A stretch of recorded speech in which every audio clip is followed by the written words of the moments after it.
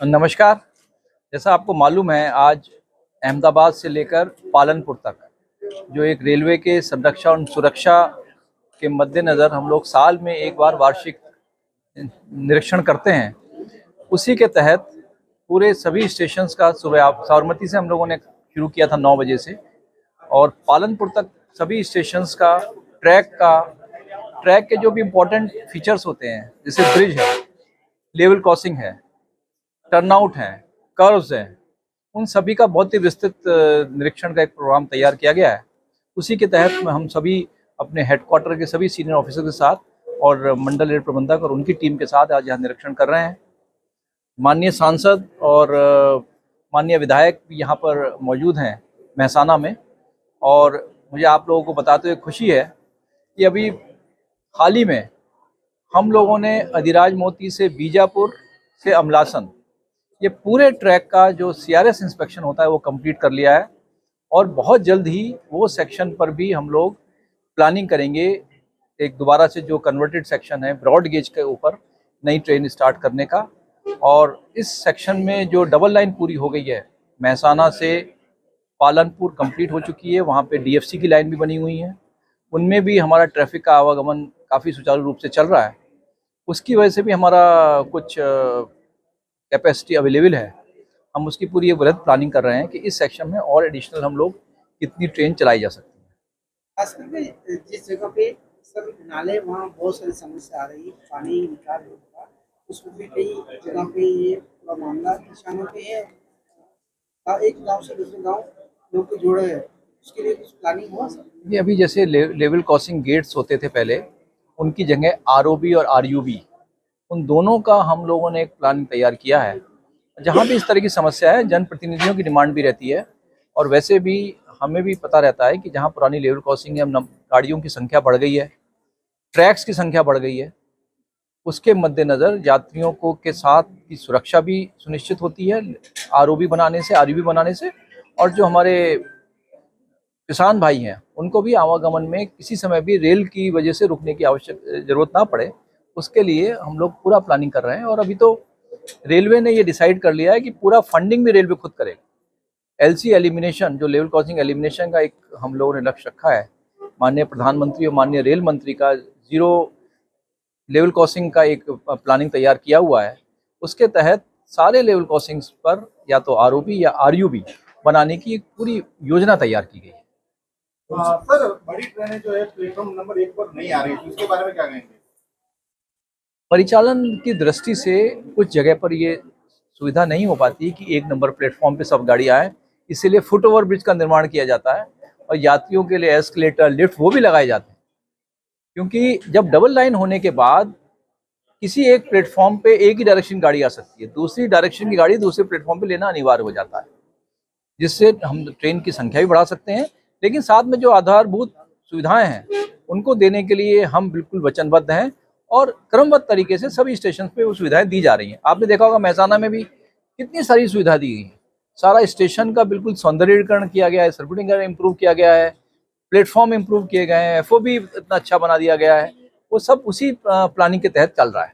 Sir, Mehsana की तरफ पाटन भी डिस्ट्रिक्ट प्लेस है, वहाँ भी बहुत सालों से काम चल रहा है हेरिटेज लुक से आधार से, मगर काम इतनी धीमी गति से चलता है कि और पैसेंजर को बहुत दिक्कत होती है। काम झड़पी हो जाए, इसके बारे में कुछ? काम आपने मालूम है कि रेलवे काफ़ी संख्या में काम कर रहा है। जैसे मैं पूरे भारतवर्ष की बात करूं, 1337 स्टेशन अमृत स्टेशन सेलेक्ट किए गए हैं। सिर्फ वेस्टर्न रेलवे में 108 स्टेशन पे काम चल रहा है, तो काम ज़्यादा है, लेकिन आप सबको ये भरोसा दिलाना चाहते हैं अगले 1 से 2 साल में सभी स्टेशन में हमने जहाँ भी काम शुरू किया कंप्लीट कर लेंगे। भगत की कोठी चेन्नई के ट्रेन को वहाँ स्टॉपेज दिया गया है, मगर अभी रेलवे वालों को कागज पर कुछ नहीं, तो स्टॉपेज नहीं भी हो रहा है, तो बहुत सारे पैसेंजर को मेहसाना तक आना पड़ता है। ये भी देख लेंगे हम लोगों ने धीरे धीरे। जैसे आपको मालूम है कि कोविड के दौरान कुछ जगह स्टॉपेज बंद किए गए थे, कुछ गाड़ियों के स्टॉपेज रेस्टोर किए गए हैं, बट जहाँ पे अभी और आवश्यक होगा रिक्वायरमेंट के हिसाब से और स्टॉपेज भी रेलवे मिनिस्ट्री डेफिनेटली विचार कर रहा है और दे रहा है क्रमबद्ध तरीके से। गुजरात के ज्यादातर लोग महाराष्ट्र, मुंबई में रहते हैं, यहाँ से कोई ट्रेन का डिपार्चर हो और सब नॉर्थ गुजरात सिटीजन को बेनिफिट मिले, इसके बारे में कोई आयोजन है या shortly within short time you are started? बिल्कुल ये रिक्वायरमेंट पहले भी दी हुई है, माननीय सांसदों के साथ भी हम लोगों ने मीटिंग की थी, उसमें भी ये रिक्वायरमेंट हमारे नोटेड है। जैसे आपको मालूम है अहमदाबाद और साबरमती दोनों स्टेशंस पे अभी काफ़ी बड़ा काम चल रहा है, और उनके तहत अभी साबरमती में प्लेटफॉर्म नंबर 2 और 3 वो बंद है, अहमदाबाद में प्लेटफॉर्म नंबर 9, 10, 11, 12 उन सब पे काम चल रहा है। ये सब काम मार्च 26 तक या मैक्सिमम अप्रैल तक हमारे पूरा होने की उम्मीद है। उन काम के बाद मुझे साबरमती में और अहमदाबाद में दोनों में एडिशनल प्लेटफॉर्म की सुविधा मिल जाएगी, वहाँ से ट्रेन थ्रू जा पाएंगी मुंबई की तरफ। उसके बाद हम डेफिनेटली ये प्लानिंग में है यहाँ की रिक्वायरमेंट के हिसाब से, जैसा आपने अभी थोड़े दिन पहले न्यूज़पेपर्स में पढ़ा भी होगा शायद, एक बहुत ही वृहद योजना तैयार की गई है जिसमें कैपेसिटी डबल करने की बात की है कि जितनी ट्रेन, जैसे वेस्टर्न रेलवे में अभी आज की तारीख में हम 256 ट्रेन चलाते हैं, उनको बढ़ाकर 450 ट्रेन करने का प्लानिंग, 200 ट्रेन की करीब वृद्धि की जाएगी अगले 5 सालों में। तो वो क्रमबद्ध तरीके से किया जाएगा और सभी इलाकों को ध्यान में रखते हुए, उनकी रिक्वायरमेंट को ध्यान में रखते हुए ट्रेन का परिचालन किया जाएगा। ट्रायल कुछ नहीं होगा, होगा तो अच्छे से होगा, आप बिल्कुल निश्चिंत रहें। मैं आपको बिल्कुल स्पेसिफिक बता रहा हूँ, साबरमती अहमदाबाद में काम चल रहा है और एक बड़ी योजना हमने तैयार की है जिसके तहत एडिशनल ट्रेन चलाना ये हमारी प्लानिंग में है और हम करेंगे। सर यात्राधाम बेचराजी में कॉमर्शियल बेस पे ट्रेन अभी शुरू है, पैसेंजर ट्रेन कब स्टार्ट हो सकती है? सर वो यात्राधाम है और खास करके रणुज लाइन तक वो बनी हुई है, लेकिन वो जो पैसेंजर ट्रेन चालू नहीं है। हाँ, वो मालूम है, बेचराजी रनूज के लिए जो एक CRS इंस्पेक्शन का प्लानिंग है वो ऑलरेडी हम लोगों ने पेपर तैयार कर लिए हैं और बहुत जल्दी CRS का इंस्पेक्शन होने के बाद वहाँ पर ट्रेन चालू होना पॉसिबल रहेगा। Thank you sir. 1980 में महसाना से चाणस्मा, हारीज और राधनपुर तक का रेलवे प्रोजेक्ट था जो बंद किया गया है। अभी बहुत आवश्यकता है उनकी, बॉर्डर एरिया भी है राधनपुर, हारीज में तो पूरा स्टेशन का सभी महसाना से होते हुए बिल्डी हमारा ऑलरेडी कनेक्शन अवेलेबल है। तो ऑल्टरनेट अभी जो भी प्लानिंग की जा रही है वो दोनों चीज़ों को ध्यान में रखते हुए, पैसेंजर और फ्रेट दोनों को ध्यान में रख के की जा रही है। अभी पालनपुर से गांधीधाम, सामाख्याली उधर भी डबल का 4 लाइन की जा रही है। तो फिलहाल ये प्रोजेक्ट अभी हमने हाथ में लिए हुए हैं ट्रैफिक के रिक्वायरमेंट को देखते हुए। सर बीजापुर अम्बलेश्वर जो ट्रेन है मैंने अभी बताया कि अधिराज मोती बीजापुर और बीजापुर से अमलासन दोनों सेक्शन का कमिश्नर और रेलवे सेफ्टी का इंस्पेक्शन हो चुका है। अभी हमें कुछ उसमें OHE का काम करना है, ओवरहेड इक्विपमेंट का काम करना है, जो अगले 1 या 2 महीने में पूरा हो जाएगा। साथ में हम लोग प्लानिंग कर रहे हैं उस पर ट्रेन।